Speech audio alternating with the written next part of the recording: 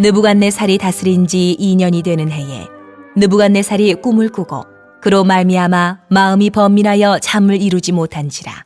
왕이 그의 꿈을 자기에게 알려주도록 박소와 술객과 점쟁이와 갈대아 술사를 부르라 말하매 그들이 들어가서 왕의 앞에 선지라. 왕이 그들에게 이르되 내가 꿈을 꾸고 그 꿈을 알고자 하여 마음이 번민하도다. 하니 갈대아 술사들이 아람 말로 왕에게 말하되 왕이여, 만수무강하옵소서. 왕께서 그 꿈을 종들에게 이르시면 우리가 해석하여 드리겠나이다. 하는지라. 왕이 갈대아인들에게 대답하여 이르되 내가 명령을 내렸나니 너희가 만일 꿈과 그 해석을 내게 알게 하지 아니하면 너희 몸을 쪼갤 것이며 너희의 집을 거름더미로 만들 것이요 너희가 만일 꿈과 그 해석을 보이면 너희가 선물과 상과 큰 영광을 내게서 얻으리라. 그런즉 꿈과 그 해석을 내게 보이라. 하니 그들이 다시 대답하여 이르되 원하건대 왕은 꿈을 종들에게 이르소서. 그리하시면 우리가 해석하여 드리겠나이다. 하니 왕이 대답하여 이르되 내가 분명히 아노라. 너희가 나의 명령이 내렸음을 보았으므로 시간을 지연하려 함이로다. 너희가 만일 이 꿈을 내게 알게 하지 아니하면 너희를 처치할 법이 오직 하나이니 이는 너희가 거짓말과 망령된 말을 내 앞에서 꾸며 말하여 때가 변하기를 기다리려 함이라. 이제 그 꿈을 내게 알게 하라. 그리하면 너희가 그 해석도 보일 줄을 내가 알리라. 하더라. 갈대아인들이 왕 앞에 대답하여 이르되 세상에는 왕의 그 일을 보일 자가 한 사람도 없으므로 어떤 크고 권력 있는 왕이라도 이런 것으로 박수에게나 술객에게나 갈대아인들에게 물은 자가 없었나이다. 왕께서 물으신 것은 어려운 일이라. 육체와 함께 살지 아니하는 신들 외에는 왕 앞에 그것을 보일 자가 없나이다. 한지라. 왕이 이로 말미암아 진노하고 통분하여 바벨론의 모든 지혜자들을 다 죽이라 명령하니라. 왕의 명령이 내림에 지혜자들은 죽게 되었고 다니엘과 그의 친구들도 죽이려고 찾았더라. 우리 11월 오늘부터는 사실 지난 토요일부터인데 다니엘에서 말씀을 같이 묵상하도록 하겠습니다. 12월 달까지 다니엘에서 12장 마지막까지 묵상하고요. 그 이후로 베드로전서 후서 하면 아마도 우리 올해 다 끝날 것 같습니다.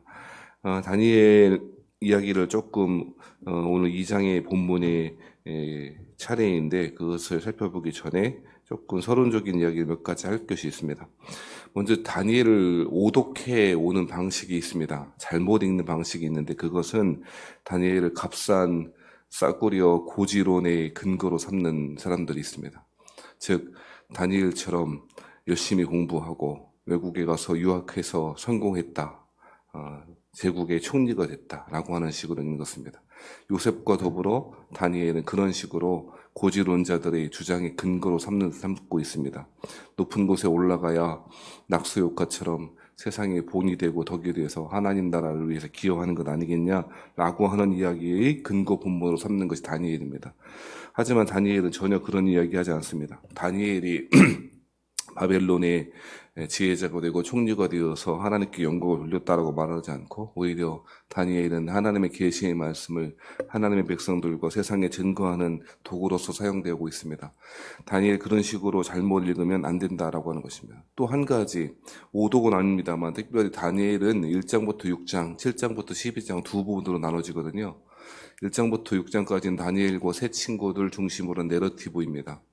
풀무불에 들어가든지 아니면 사자골에 빠진다든지 뭐 그런 스토리가 있고요. 7장부터 12장까지는 여러 가지 환상들에 대해서 그리고 그 의미에 대해서 이야기하고 있습니다. 그런데 한편에서는 1장부터 6장만 강조하고 한편에서는 7장부터 12장까지 환상의 내용만 강조합니다. 전체적으로 다니엘을 보지 못하고 자기의 입맛대로 그렇게 읽는 경우도 많이 있었다는 것입니다. 즉 다니엘과 새 친구들의 믿음을 본받자라고 하는 식으로 신앙의 모범의 모습을 다니엘서에서 찾고자 하는 사람들이 있었습니다. 그래서 내러티브만 설교하고 앞부분만 설교하고 뒷부분은 그냥 그런가 보다 하고 넘어가는 사람도 있었던 것이고요. 또 반대의 사람들은 7장부터 12장까지 내용만 강조합니다. 즉 이런 사람들은 대부분 세대주의자들일 것입니다. 세대주의자들은 7장부터 12장까지를 통해서 마지막 종말의 스케줄을, 종말의 프로그램을 제시하는 책으로 다니엘을 읽습니다. 하지만 다니엘은 그런 의도로 쓰여진 것 같지는 않습니다.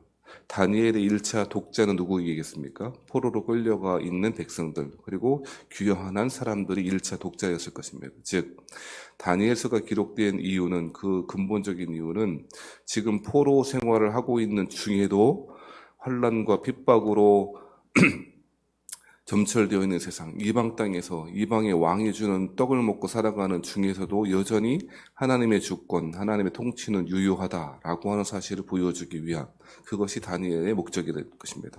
즉, 다니엘서의 여러 가지 환상들, 거기 보면 금신상이 등장하고, 머리는 금이요, 가슴은, 그리고 배는, 다리는, 이런 이야기 있지 않습니까? 그런 것을 통해서 나중에 무슨 나라가 이렇게 등장하고 그래서 종말이 올 것이다 라고 하는 식으로 종말의 프로그램을 제시하는 책이라기보다, 하나님의 주권이 이방 땅에서 이방의 왕을 통치로 받는 그 순간에서도 여전히 유효하다라고 하는 사실을 보여주기 위한 것이 다니엘의 목적이다라고 하는 것입니다. 그러므로 1장부터 6장의 다니엘과 세 친구들의 이야기를 통해서 모범적인 신앙의 모습을 찾아내려고 하는 것도 제한적인 것이고 틀린 것은 아닙니다만, 7장부터 12장까지의 종말의 프로그램만 인식하는 것도 제한적인 이해라고 볼 수가 있습니다. 다니엘서의 주요한 기록 목적은 앞서 말씀드렸듯이 뭐라고요? 하나님의 주권, 하나님의 다스림, 하나님의 통치. 마치 계시록에서 온 세상 나라가 다 하나님의 나라가 되었다라고 그렇게 이야기하는 것처럼 그 주제가 다니엘서에 나타나 있다라고 하는 것입니다. 한 가지 더 다니엘서를 읽으면서 우리가 살펴보고 주의 깊게 묵상해야 될 것은 무엇이냐면 하나님의 신실하심이라고 하는 주제일 것입니다. 우리 예레미야서를 후반을 우리 한참 동안 읽었죠. 발음도 잘 안 되는 왕들, 사람들의 이름을 읽으면서 기억했던 것은 무엇이냐면 포로로 끌려가는 것이 살 길이고, 하나님은 포로 기간 동안에서도 여전히 하나님의 선하심과 하나님의 신실하심을 통하여 언약 백성들을 버리지 않을 것이다, 돌보실 것이다, 이런 얘기 했지 않습니까? 그래서 예레미야의 그 예언의 말씀이 다니엘서에서 어떻게 신실하게 이루어지고 있는지를 보여주는 그런 역할도 하고 있습니다. 즉, 하나님은 이방 땅에 끌려갔다고 해서 버려둔 것이 아니고 여전히 신실하심으로 당신의 백성들을 사랑하시고 인도해 가신다라고 하는 이야기, 하나님의 신실하심에 대해서 다루고 있다라고 하는 것입니다. 한 가지 더 주의 깊게 살펴봐야 될 것이 있다면 우상은 아무것도 아니다라고 하는 것입니다. 그것이 주로 1장부터 6장의 내러티브에 등장합니다.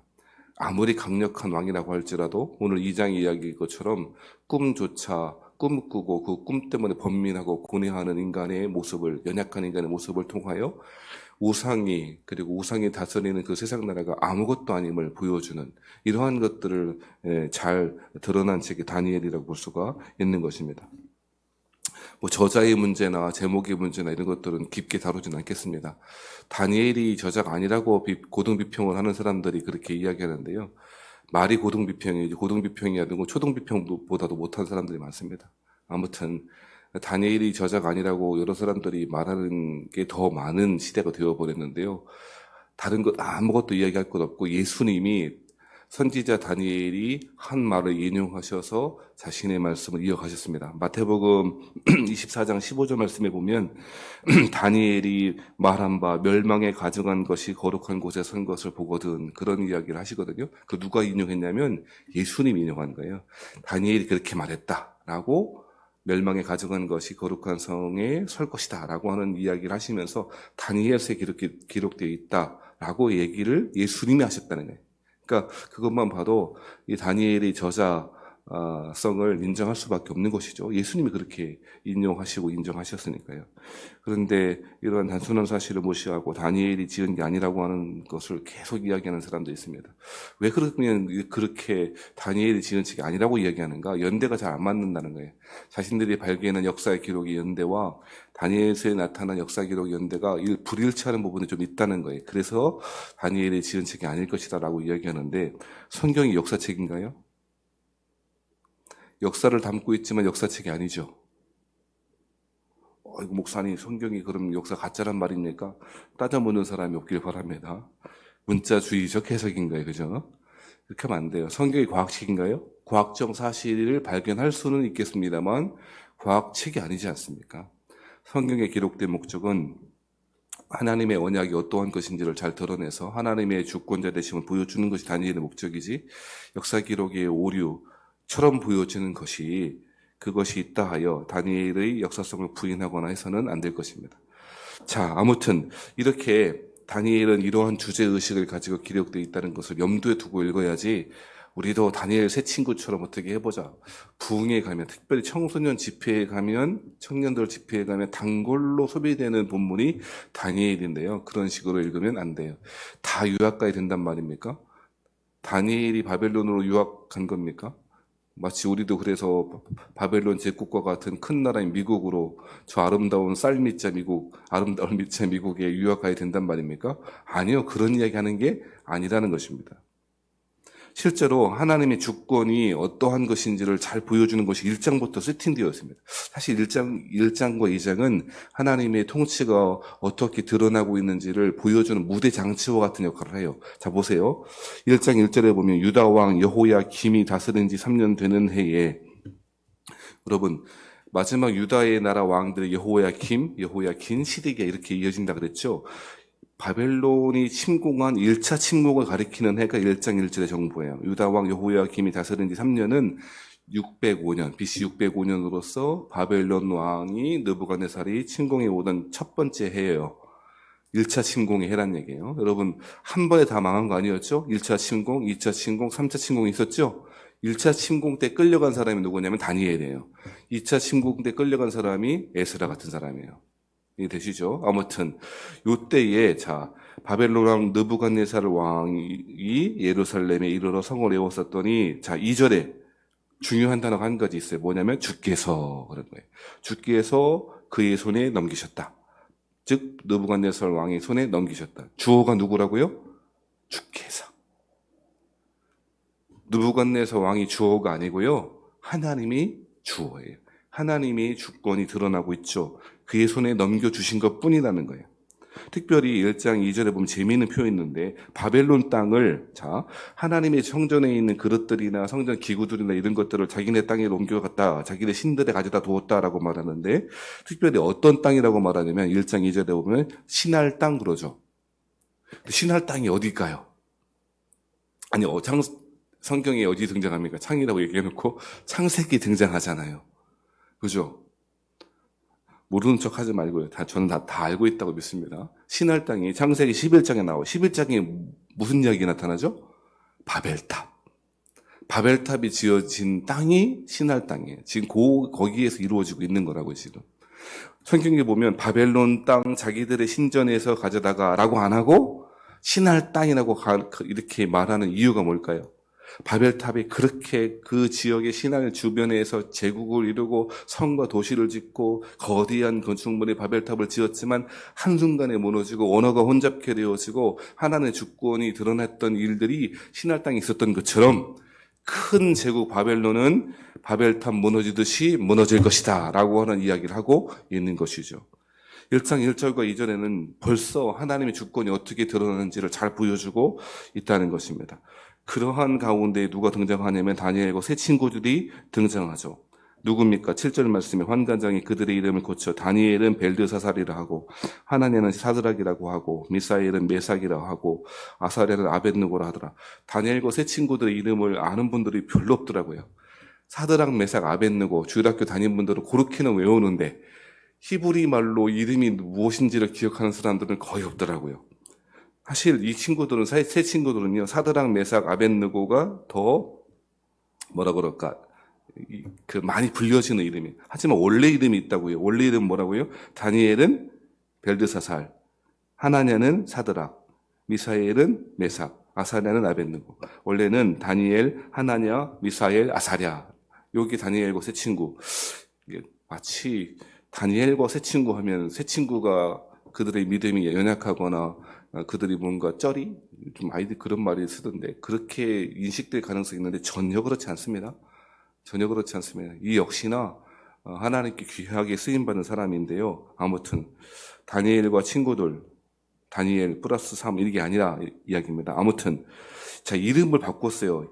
이름은 당시에 고대에서 이름은 굉장히 중요한 의미를 갖고 있죠. 다니엘은 원래 뜻이 하나님은 나의 재판관이시다, 판단자이시다, 그런 뜻이랍니다. 하나냐는 하나님께서는 은혜로우시다 라고 하는 뜻이랍니다. 그리고 미사엘은 하나님과 같으니까 누구인가 라고 하는 뜻이라고 하고요. 아사랴는 하나님께서 도우신다 라고 하는 뜻이래요. 그런데 다니엘이 이름이 뭘로 바뀌었어요? 벨드사살. 근데 여러분, 벨이라고 하는 게 바벨론의 신의 이름이거든요. 그러니까 벨드사살은 뜻은 벨이여 보호하소서라고 하는 뜻이래요. 그리고 아벤느고 있잖아요. 아벤느고는 뜻이 뭐냐면 느고라고 하는 것도 바벨론의 신 이름이에요. 그래서 느고의 종 이런 뜻이에요. 사드락과 메삭은 그 이름의 뜻이 잘 알려져 있진 않아요. 모르겠어요. 하지만 아마도 이런 것들을 보면, 이 개명한 내용들을 보면 벨드사살, 아벤느고의 뜻을 유추해 보건대 사드락, 메삭도 바벨론의 신 혹은 바벨론의 종교와 연관된 이름으로 개명했을 것이다 라고 추측해 볼 수가 있을 거예요. 정확하게 무슨 이름인지 유추해 보긴 어렵지만 우리는 그렇게 생각해 볼 수는 있다는 것입니다. 이름을 바꿨다라고 하는 것은 고대에서 이름이 갖는 중요한 여러 가지 상징들이 있지 않습니까? 정체성을 보여주는 것입니다. 바벨론 사람들은 이름을 바꿈을 통해서 마치 일제시대의 창씨 개명을 하듯이 그렇게 함을 통해서 이들 하나님이 도우셨다고, 하나님이 재판관이라고, 하나님이 은혜로우시다고 그런 얘기하지 마. 벨이 우리를 보호하는 거예요. 벨이 너희를 보호하고 있어. 너희는 느고의 종, 바벨론의 신들의 종이다 라고 하는 그들의 정체성을 강제로 부여하고 있는 거죠. 일본 사람들 창씨 개명을 통해서 하려고 했던 의도처럼. 그런데 이렇게 이름을 바꾸어서 바벨론의 신민으로 살아가기를 바랬던 의도는 무참하게 깨어지고 맙니다. 어떻게 해요? 다니엘이 친구들이 뜻을 정했기 때문에. 어떤 뜻이요? 8절 말씀에 보면 왕의 음식과 그가 마시는 포도주로 자기를 더럽히지 않겠다라고 하는 뜻을 세웠다는 거예요. 이거 굉장히 조금 생각해 볼 필요가 있는 본문인데요. 뜻을 정했다. 무슨 뜻을 정했냐면 왕이 주는 음식을 먹지 않겠다.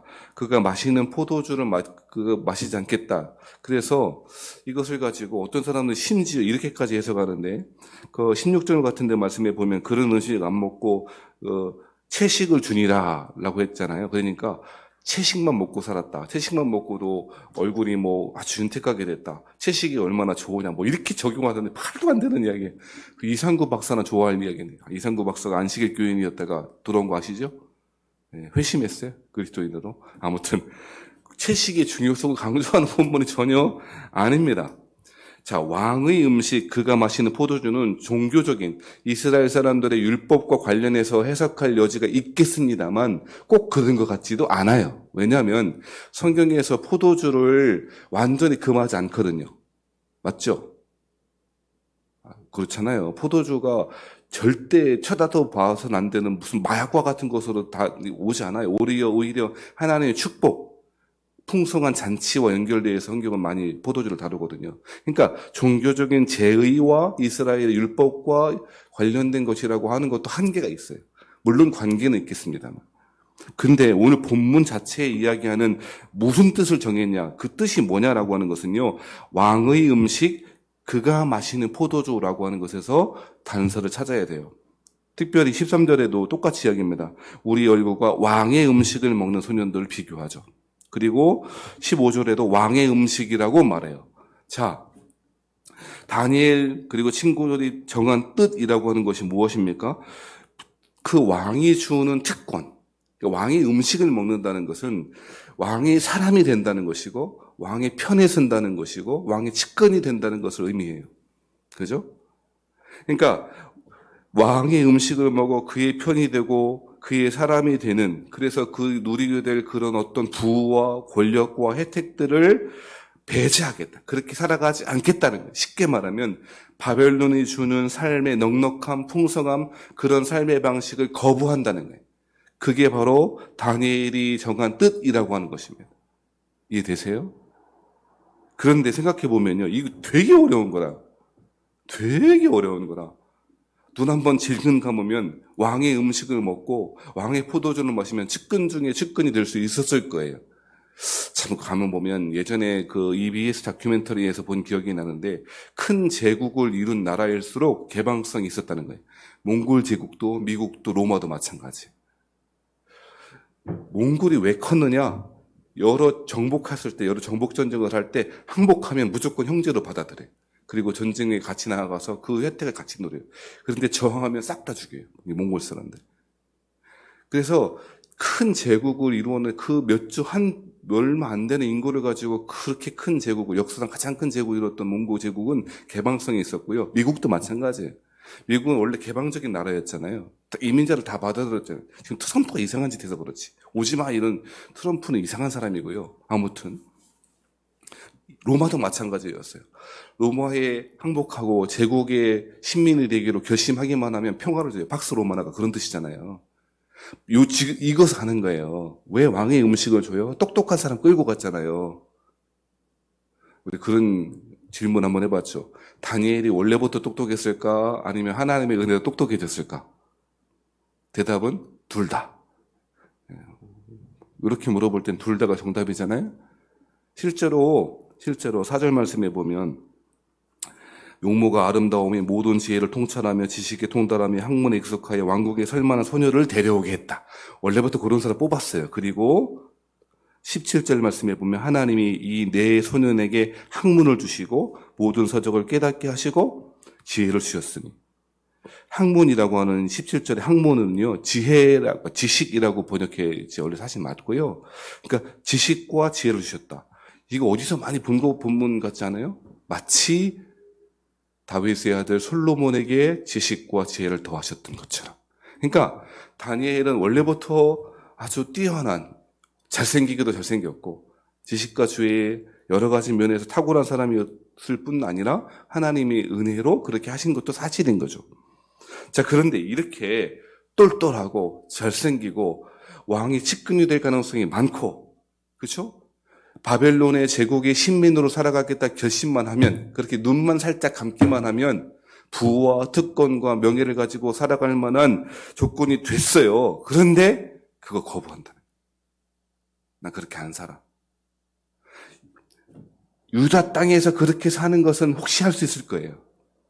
근데 지금 어디에요? 지금 무대장치가 바벨론에서 제국의 논리가 통하는, 제국의 힘과 통치가 강력하게 작동하고 있는 그 한복판에서, 왕궁에서 그 음식을 거부하겠다. 난 왕의 사람 아니야. 난 하나님의 사람이지.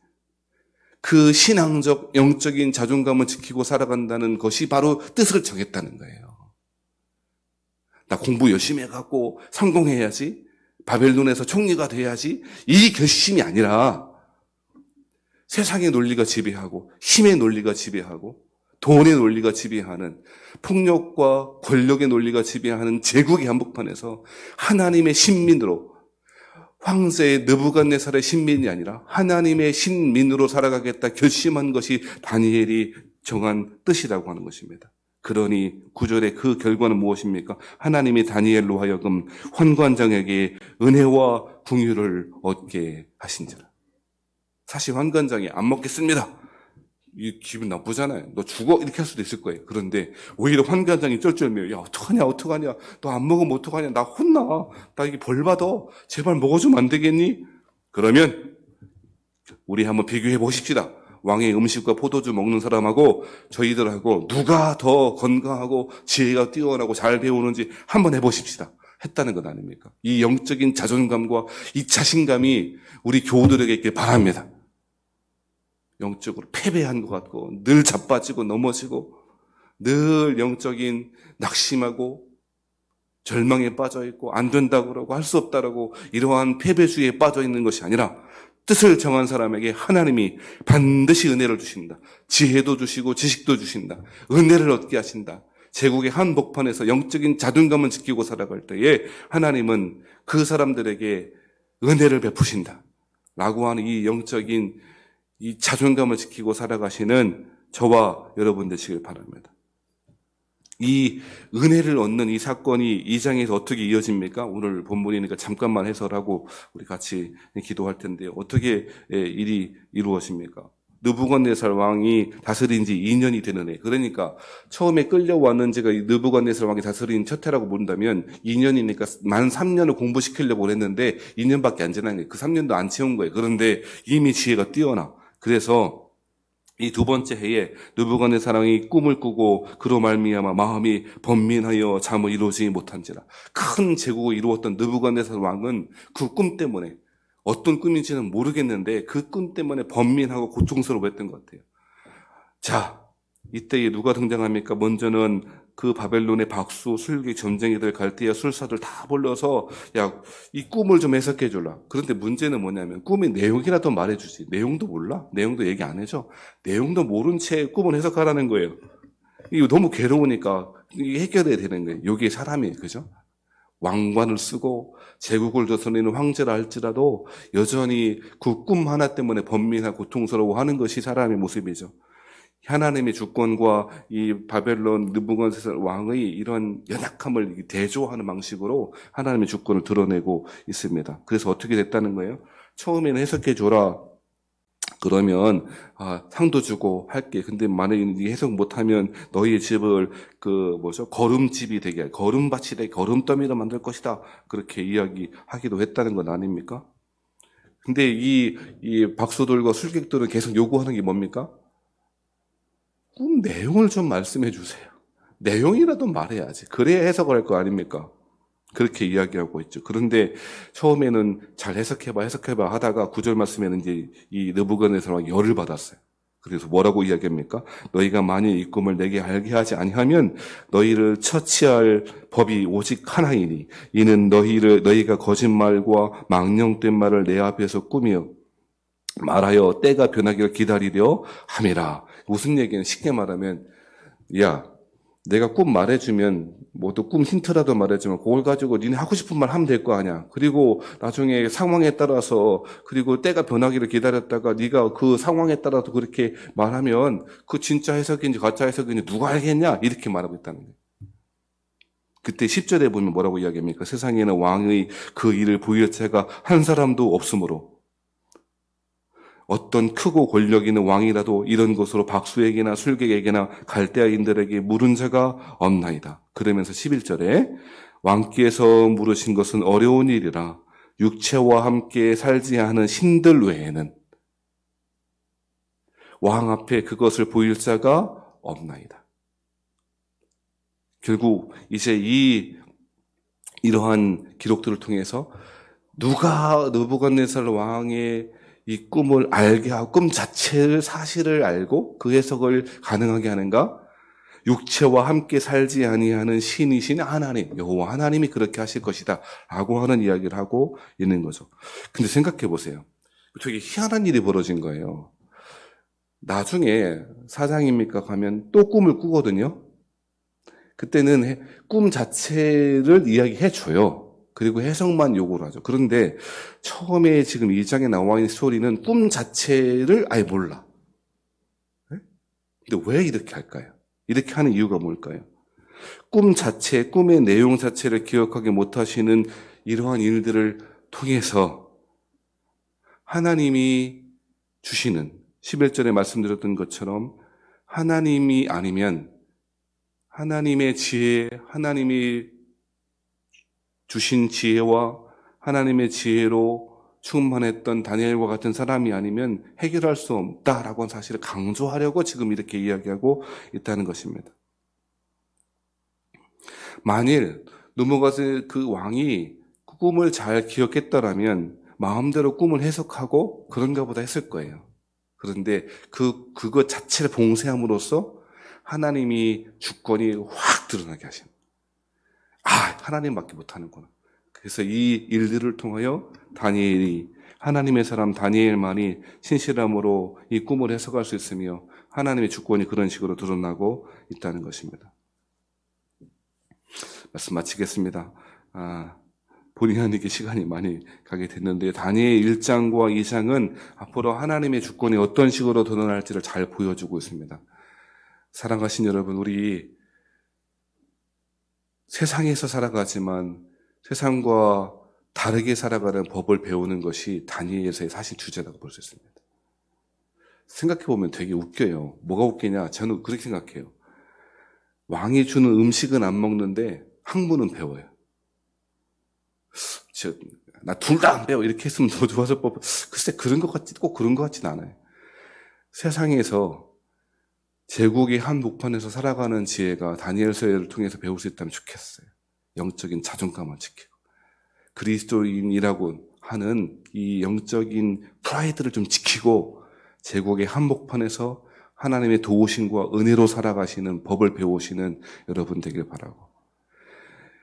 황새가 서슬퍼렇게 권력을 휘두르는 그 한복판에서 하나님의 왕이심을 고백하는 신앙의 용기와 믿음도 소유하시는, 갖게 되시는 여러분 되기를 바랍니다.